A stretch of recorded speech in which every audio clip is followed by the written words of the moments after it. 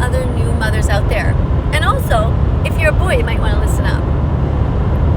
Here's what happens in the dairy industry. Every time you drink milk, this is what you pay for. Or every time you eat cheese or yogurt, this is what you're paying for.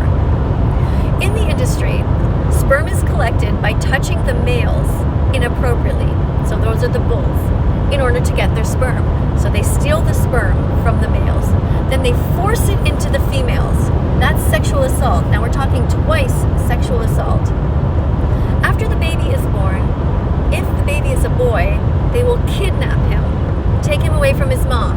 That's the third crime that goes on. After that, they will murder him. They will kill him. They will slice his neck, because that's what they do in the dairy industry, because these baby boys are considered to be useless. They can't give milk, and so they don't know what to do with them, so they kill them. They turn them into veal, which is a kind of meat. So they put that on sandwiches. It's absolutely awful. And they turn them into coats. So when you see people wearing leather, if it's soft leather, that's a dead baby cow. Now, people like Candace Owens probably don't know what's going on, because they have been brainwashed by the meat, dairy, and egg industries, and by the leather and the wool industries. There is no reason for any of us to eat or wear animals anymore.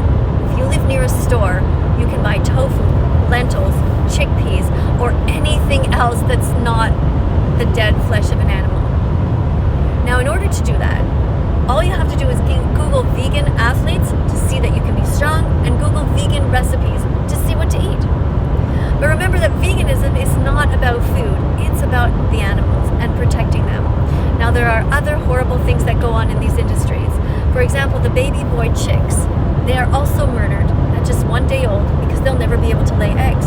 They're considered to be useless in the industry. And when you watch the videos of these little baby chicks, it is absolutely heartbreaking.